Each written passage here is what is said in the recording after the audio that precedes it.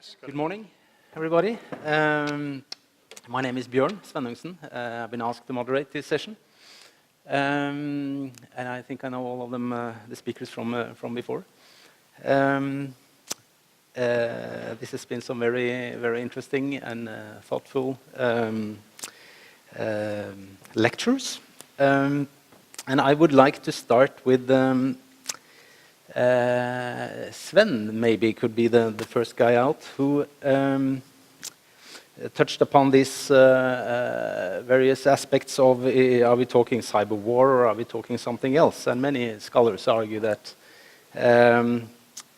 military response, since this is mainly a military setting, I would like to start with this, and a military response to cyber attacks sort of distracts us from the actual concept of the day. What we're up against is not really cyber war, it's more like a cyber skirmish. And you touched on it, Sven. Because what we face are sort of continuing hostility and persistent threats from both state and non-state actors in various ways: propaganda, political agitation, sabotage by deed, espionage, crime, etc. And in this picture, talk of sort of cyber defense in a military sense seems to securitize a problem upon which traditional power instruments, such as the military, have in fact relatively little purchase. And in that sort of picture, where do you see NATO? Does the alliance have any role in this picture you sort of painted up for us, or is it more up to the states only? Are we left to deterrence only? Right. I mean, first about deterrence. I'm of the opinion that there is no such thing as a cyber deterrence. There is such thing as a deterrence, meaning deterring something with ability to retaliate. So basically that retaliation or retortion or retribution does not have to be in kind. It can be something else. So we have seen, for example, from let's take the case of 2016 and the Russian hacking against the DNC in US and John Podesta's email. So basically, information warfare campaign. It took horribly long for the Obama administration to do anything. Even though the US intelligence agencies had we said it with a high confidence already in September, who did it? But it took until the end of December actually to do something about it, and actually that was a expulsion of 35 Russian spies / diplomats from the US, and basically evicting Russian Federation from 2 properties what they were using for intelligence gathering purposes. So that's one thing about deterrence. The other is that I said that we can cross the threshold of actually war, and if we're going to have a war between a capable nation states, when if your country and NATO has a responsibility to defend your country on land, air, and sea, does it have also a responsibility to defend yourself in cyberspace? Secondly, is that you might have a situation whereby in a military operation, it does not have to be Article 5 in NATO sense or basically collective defense operation, where NATO as an organization, for example, needs to use some of the offensive cyber capabilities. You can imagine, for example, a situation where you can use different means in order to produce the same effect on, for example, turning off enemy's air defense. Air command control center, radars, or basically transmission lines between them. You can use tomahawks, gravity bombs, special operating forces, and I think in the future, in that options, table of options, military commanders will also have an option to use offensive cyber capabilities. as I said, NATO leaders have agreed that cyberspace is a domain operation where we will defend ourselves as we do on air, land, and sea. That's very clear. NATO has an agreement basically that, NATO has no integral own offensive cyber capabilities. In the same way as NATO has no tanks. Nations have tanks. NATO is a way actually to combine the tanks and make that operationally sensible. The same goes, for example, for efforts in a cyberspace, where actually there have been a number of NATO nations, including my own, who have declared, and US also, and UK, Netherlands, what I can remember, who have declared that basically, if needed, they can give their cyber offensive capabilities to the needs of a NATO's operation. It can be a collective defense operation, it can be something else. So I would say it is a very, when it comes to a war, it is very much a military situation because this is one of the domains of warfare. No one else is going to do that for our military forces. Thank you. Thank you. If any of the other panelists would have to comment on the questions I asked, please just raise your hands or just start talking. Olav? Just a short comment. You said that there is no such thing as a cyber deterrent, and this question might be quite naive, but I'm sort of thinking that many of the things we now see happening in cyberspace are sort of sub-threshold in the sense that it's not really considered warfare. And deterrence in any other area in any other types of force would inevitably seen as an escalation, right? So if you say there is no need for cyber deterrence, I'm not really convinced, because wouldn't there be a need to deter without escalating? Well, first I didn't say that there is no need. I said there is no such thing as cyber deterrence. There is a general deterrence. I think we should grow up and stop worried about escalation, especially when it comes dealing with Russian Federation. There are some countries in Europe who are basically mostly worried not about what Russia does, but whether what we do about it does not escalate the situation. There is an old saying of Vladimir Lenin, who basically said that we, basically the proletariat, revolutionary proletariat, we should be probing with a bayonet and go until as far as we will hit the brick wall. So basically the question is, how far are they going to go? They are willing to go as far as we, meaning the West, will allow them to go. There is a strong political context to actually nation states doing, for example, public attribution. Because if you do public attribution, that also means that you need to be able to convince at least your allies, for example, with classified intelligence or some other information, also the public, that you have good confidence who did it. But more importantly, if you do attribution, you should be also able to do retribution, meaning do something about it. So here I'm talking again state-to-state malicious activities. And I think the West has been very weak. The response to, for example, NotPetya, which is an atrocious act, $10 billion, very dangerous malicious activity by Russian Federation state actors. The response was basically adding a couple of names to the sanctions list, specific people who were responsible for something. The same was also one of the US sanctions, or US basically list of those people indicted for the DNC hack. Basically people who did it. In the Russian system, basically, those people cannot travel abroad because they might be then arrested and given to US authorities outside of Russia. Those people, by the way, cannot travel anyway out of Russia because Russia does not allow it. So there's no effect to it.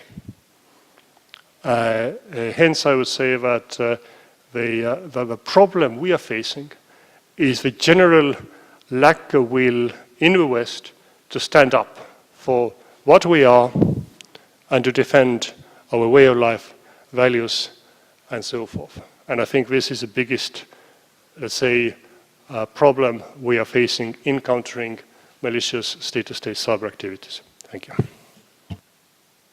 Thank you very much. We have, what you didn't talk so much about, any of you, was the sort of production chain. We have heard a lot last few years about especially Western skepticism to use tech equipment from certain manufacturers. And in particular, these days, we have the same discussion in Norway as we had in many other countries on how should we or should we not use, in particular, Chinese equipment. And one company, Huawei, has been in particular sort of in the media, at least, as many of you will know, in particular related to the new 5G mobile networks. And some argue that we should impose restrictions as a precaution, while others would argue that restrictions will only deepen sort of the gap of trust that already exists when more trust is what is actually needed, more exchange of information, etc., is what is needed in sort of to combat our common cyber threats. What is your take on this issue? Western governments' right to distrust Huawei and Chinese equipment? Please give us an official Norwegian position, Bente. Olav, you start. This is a very huge and difficult question. First of all, I think there is one surprising fact that needs to be established. When you have a piece of electronic equipment like this one, it's a technological fact that whatever resources you put in, how much time you're able to spend, how much money you throw at it, how much resources you give the people doing the work, you cannot investigate what this is able to do. That is just not doable. And that is different from any other piece of technology that we used to have. We can buy guns from our enemies, that's okay, because we can check whether they're okay. They will not turn against us and shoot the bullet in the back in the other way. We know that will not happen. But electronic equipment is different. We cannot audit it. That is impossible. Meaning that the question is very well posed. Buying equipment from someone is an action of trust. You have, if not blind trust, then very, very, very short-sighted trust in a sense that you have to put into it. And then it's a relation that lasts for a long time, because even if nobody buys electronic equipment now without support agreements.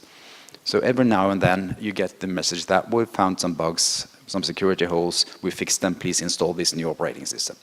That happens to all equipment. Okay, so even if I've checked whether the equipment is okay now, 6 months from now, they can tell me that, well, there's a security hole there, we fixed it. And either you trust us to fix it, or the security hole remains open. So it's buying equipment from someone you do not inherently trust is difficult. And then the next question is, well, can we trust the Chinese? Can we trust Huawei? Then I am outside of my area of expertise. I think there are political scientists who are better to answer that question than I am. But the fact on the ground that is sort of hard to drive true, that electronic equipment is not fully auditable, that has to be form a foundation of that discussion. Thank you. Bente?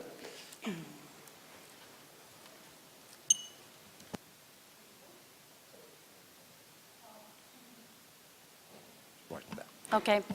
Yes, I will not touch upon the issue on how much we can trust so different countries around the world either.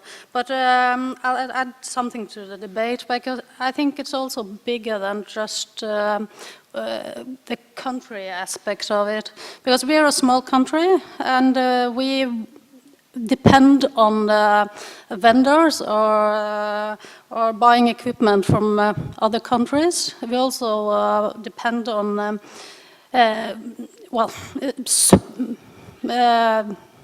trusting big European, global, Asian actors in a lot of areas. And one example is the power or electricity industry, but it's also a sector where there's few big actors. What one thing is, can you trust the sort of the state interest in it? But can you trust that we will be prioritized if things get more difficult?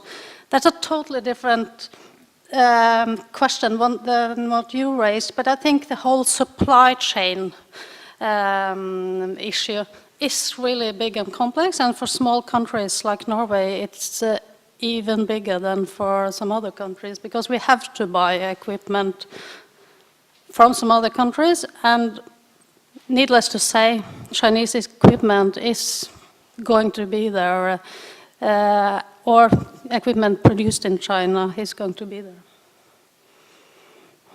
Thank you very much. Can I just add one more sentence that I personally would not advise anyone to use systems of that sort, what we talk about here, which are produced by companies which are from a undemocratic, very harsh regime countries, for a very simple reason that those companies are very easily under pressure by the local state authorities to add things, backdoors, you name it, what you would not want to have in your device. I personally do not know people working, I know a lot of people working in intelligence services and so forth. I do not know any of them who carry such kind of devices which I warned against. Thank you.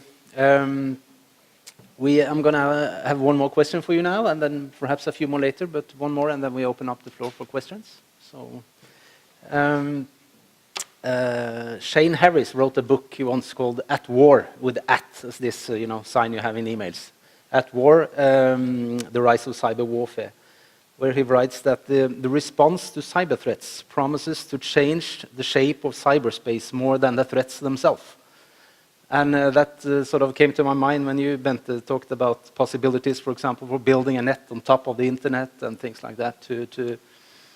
That sort of is it like that we have sort of, are we sacrificing the cyberspace, these somewhat 42,000 networks, interconnected networks that we normally refer to as the internet?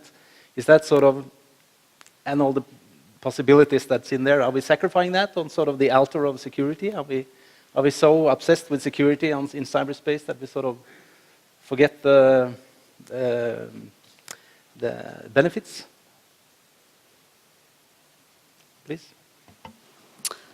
No, I don't think so. But I think if you look historically on this, and that's not too many years ago, you had for military usage, you had the classified systems as closed networks, and we still do, of course. And then you had an internet built with a main purpose of being able to communicate, free speech, the possibility to be anonymous, or as a principle.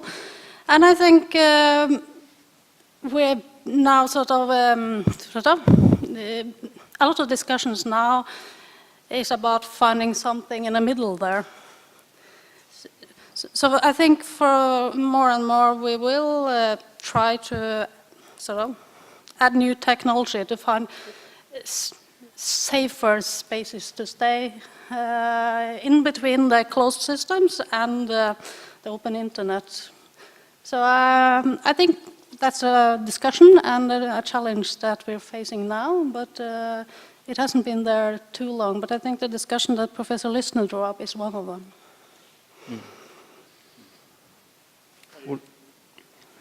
Just to add that, I mean, the internet, what nowadays is used by more than half of the humankind, and by the way, probably close to 20 billion devices connected to each other.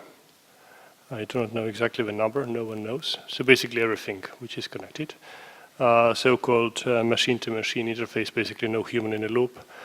Different thermostats and sensors and so forth talking to each other. So basically, we're talking about a huge system, which is basically essentially the same as the internet in early ages, which was a network meant for about 12 professors to talk to each other. Those people who knew each other very well and trusted each other absolutely. So now we are actually in a situation where that system is global, with billions of users, and all of the security is then built on top of it. Very often it is not. Like, you know, the things what you buy, what are advertised as a smart devices of doing things. Usually they are totally dumb devices with no security or very rudimentary security, with factory hidden passwords and so forth. So I think the fundamental issue is that we are using something which is totally unfit for what we're using it for now. So because of that, we have a problem of identification, of authentication, and so forth. And it's horribly hard to work around it because the foundation is, rotten is the wrong word. It was just meant for different purposes. It was not basically meant for what we're using it for now. Thanks. Thank you very much. Then we open up the floor for questions, if we have any. And those questions could be anything. A few years back, I met the CEO of a large network company based in Silicon Valley, and his largest worry when it comes to cybersecurity was the lack of access to silicium, which you need in all, you know, digital components. That was his major worry, not the network problems we're talking about here, but the actual access to silicon from countries. So he said, if I were, for example, Germany, I would start producing silicon as soon as possible. And I think Norway are, I don't know much about this, but I think we are producing silicon in Norway. Because much of the silicon you find in countries that are sort of unstable, according to this guy. So I'm just saying this because questions about these issues could be basically anything. So if you have any, please just raise your arm. Håkon?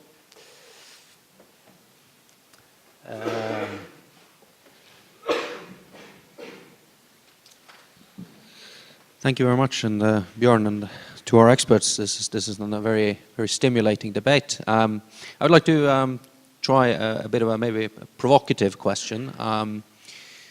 I've been told that it is very difficult, and what you've talked about today seems to confirm that it's difficult to make any system impenetrable to cyber attacks or espionage. We can do our best to build resilience, but ultimately we can't guarantee that we can defend ourselves. And also, penetrating our systems is not cost-free, but maybe not that costly to do. So this seems to suggest that we have limited ability to do what we call in classical deterrence theory denial, which seems to leave one other option open, which is what we call in deterrence theory we call punishment. So striking back at the opponent, and or at least communicating to him or her that if you do this, then we will do this. We will make sure that you pay for having caused damage or done espionage against us. So I would like to hear what the panel thinks about this. I mean, should we add offensive cyber capabilities to our inventories and make it clear that we will use them if others use such capabilities against us? Or should we do, as was suggested by the panel, that we won't limit ourselves to cyber tools, and we can strike back with other types of capabilities? Thank you. Bente first, please. Yeah. Thank you for a good question. But I actually would like to challenge about there's a question. The statement that it doesn't help to build resilience into systems or organization is something I don't agree with. Yes, if you do have a strong, sophisticated threat actor, it is over a long time. It might be hard to protect ourselves on sort of a first border of an IT system or a digital value chain. But by building our value chains and our IT systems so that they have several layers, so you can stop the actor at several gateways, say it that way. I really mean it's possible to create that resilience and that it should be done. Sven?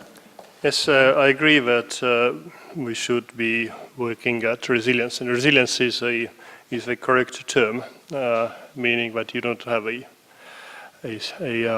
concrete brick wall, but actually that you will be able to take hits, spring back to action, and basically continue your services, whatever they are, even under fire. Also, I think we should not limit ourselves to, when we talk about deterrence by punishment, to any one specific domain, and basically this would be very case specific. I think it's illustrative to think back to actually where the deterrence theory comes from, and this is mostly from the nuclear weapons, nuclear war. So basically, when a country is having a nuclear weapons, it's really important that the other country knows that I have nuclear weapons. If you think back to the Dr. Strangelove, there's a famous scene saying that the whole point of having deterrence is actually that the other side knows. So basically what you do for that? You test your weapon, right? So that's detectable. You test your ICBMs. You demonstrate that you have been able to miniaturize the warhead. Then you will have a declaratory policy saying that if you do this, I'll do that. You write that into the concepts everywhere. You exercise that. You demonstrate that, basically, that you have it and you take it seriously. You build the automaticity into a system so that actually the other side knows that this is automatic response. So here we're talking about let's say the Cold War kind of classical nuclear deterrence thing. In nowadays, let's say the gamut of what we can bring to bear against other country, perpetrator country, is luckily much wider. But eventually, theoretically, conceptually, it can range up to a nuclear strike. It can basically range from a diplomatic note to everything else, theoretically. It depends on the effect. Basically, what the effect has been, what you have basically suffered. I'll give you this example from a very different type of attack what one NATO ally once witnessed, and that was 9/11. That was the only time when NATO has evoked Article 5, and in the end we all ended up in Afghanistan because of that, in a war in Afghanistan. So basically what happened in 9/11, what we deemed to be an armed attack, was that civilians took civilian vehicles and flew them into civilian buildings. Because of the severity of the effect of that event, both NATO and all NATO allies declared and understood that as an armed attack, even though it was not perpetrated by armed forces using arms. So in the same way, when we look at the attacks through cyberspace, we should be not looking too much in calculating our response to what has been the means of delivery of that effect, but actually what the effect of it is. What are the consequences of it? And if they are devastating and catastrophic, then our response should be for opponent devastating and catastrophic. And of course, you know, it's according to international law, it all has to be proportional, things like that. There is one point where you cross a threshold of war in international law and so forth. But of course, luckily, mostly it's all has been underneath that threshold. Hopefully, it will stay like that. I'm pretty sure not forever. because there is really no guarantee that in a time of real war, that the other side would not also attack our critical information infrastructure on what our daily lives depend. Utilities, electricity, banking, street lights, so forth. Thank you. Okay, thank you very much. Any other questions? Yes, please. Thank you. I'm Markku Mantila from NATO Stratcom COE in Riga. Good morning to you all. I have a very big one. I try to make it very short. But well, when we look at the information war or information influence, as we call it very often, cyber war or whatever, the main aim of it is to affect to the life in the West, the way we lead our lives, and to cause distrust and undermine the confidence in our democratic processes and so forth. So my question to you all is that what is the point where we must take action? What is the point and who is the person or institution who says that the buck stops here? If you take one more step, then we do something drastic to counter. And what would the countermeasures be? Because we know that there is one country in the neighborhood, and I'm not referring to Sweden, who is very active in doing everything in the cyber world. So what is the point where the West must unite and say, now it's enough, and one more step, and then we will, do something? Who wants to start? Sven? I think this point has long ago passed, and we have slept. I will agree to that. We've entered into a situation where we see a lot of things happening, and we sort of fear that is the tip of the iceberg. Luckily, most of the things we see happening are espionage operations, so it's not really warfare, if you will. It's more preparatory things. And then we have a handful of examples that Sven mentioned in his talk today that we know these are actually, if not action of war, then it's action of sabotage at least. But the point where we need to take this very, very seriously and work through what we regard to be our acceptable thresholds before we actually do something, retaliate, react, or whatever, has long gone. I really agree on that. I think in your question you sort of built in that when do we get to a level where we have to do a lot on a very short period. I think everything we discussed now, all the measures that has been discussed, is a part of sort of countering the situation we are in. It's just done in a different way than traditional conflicts. Thank you. Anyone else? If not, I have lots of questions, but I want to give you the chance as well. Anders?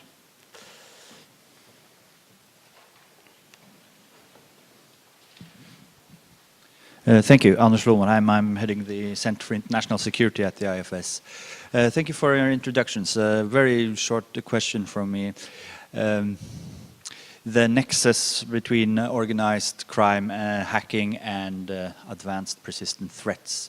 To what degree do the advanced persistent threats deal with what would be called organized crime? And if we look outside of the Nordic-Baltic region, a state like North Korea with horrible finances, how is the criminal ransomware aspects of this weaved into the advanced persistent threats that we face? Thank you.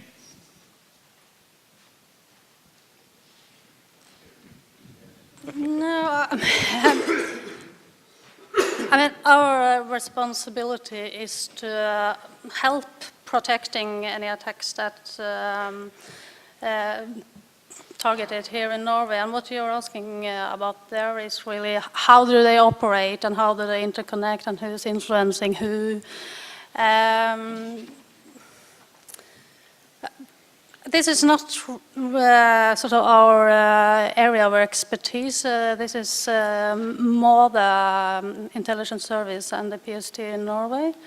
But what the general trend that we could say that is, we used the word complex several times today, and also in this area, it is a complex issue where I think in cyberspace it's easier to build on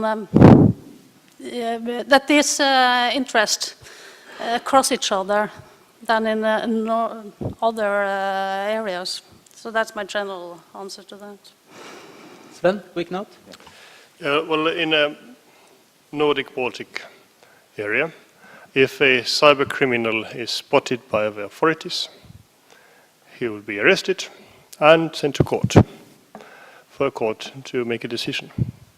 There are countries outside of this region, you can name which, you can guess which, where if a really good cyber criminal is doing its usual work of extortion, ransomware, so forth, and one night he gets a knock at his door by very serious-looking guys, and we're not going to arrest him. We're saying, well, we have seen what you're doing. You're very good. You have a choice. You can work for us if we want, if we call you, or you go to jail and rot there for 30 years. It is free society, it's yours to choose. So basically, when the deal is that, okay, do your ransomware, but not in our country. If you do, you will rot in jail.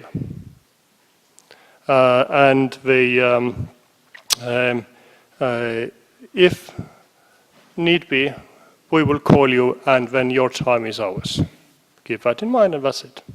So basically, there is such kind of nexus in some countries, which is basically, we have seen patterns where nation states have been using, for example, criminal botnets for DDoS attacks, distributed denial of service attacks,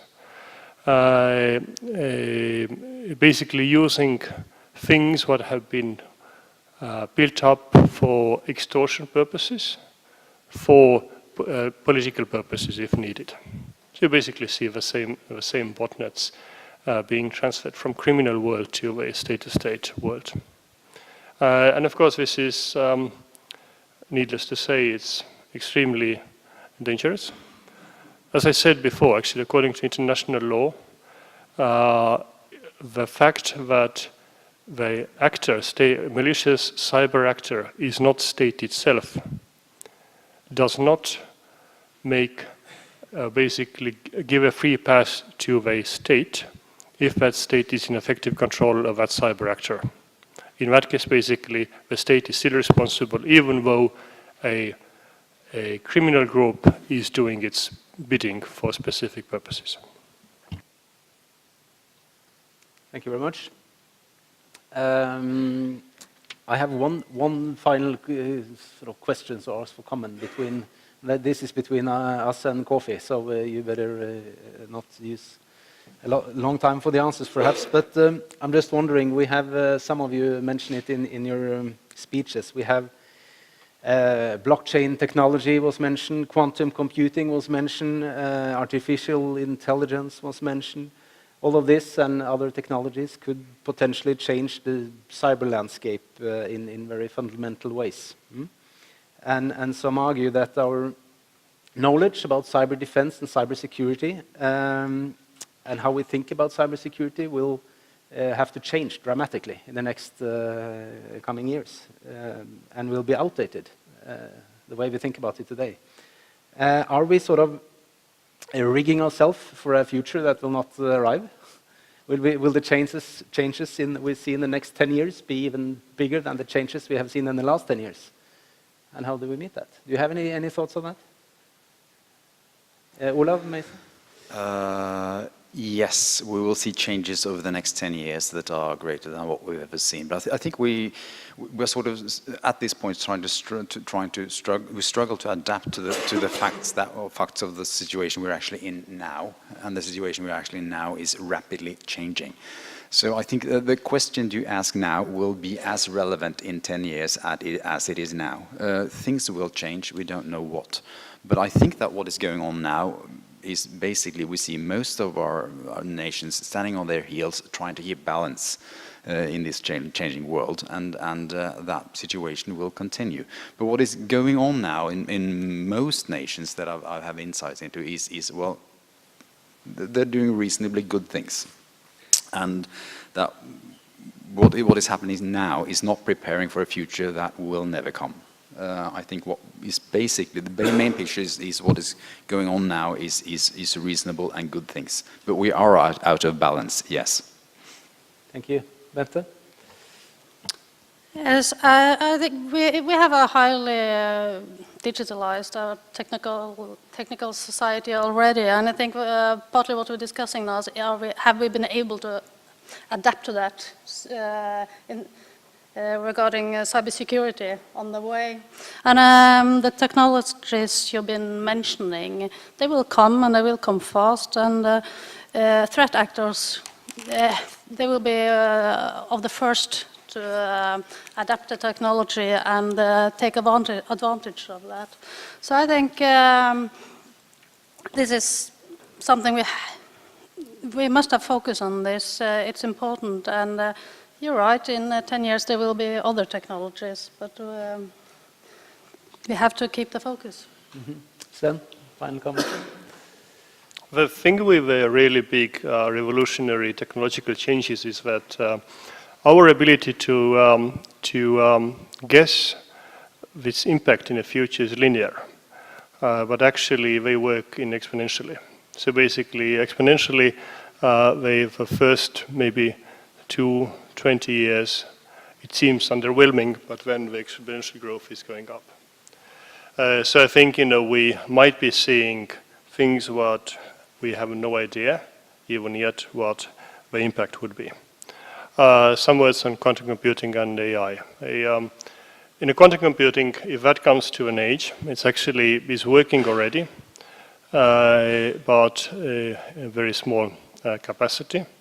That basically means that all encryption what we have now will be redundant, because the brute force attack can actually solve any encryption, not any encryption, it will be able to solve a asymmetric encryption what is mostly used in everyday use, in banking and HTTPS and everything of that sort.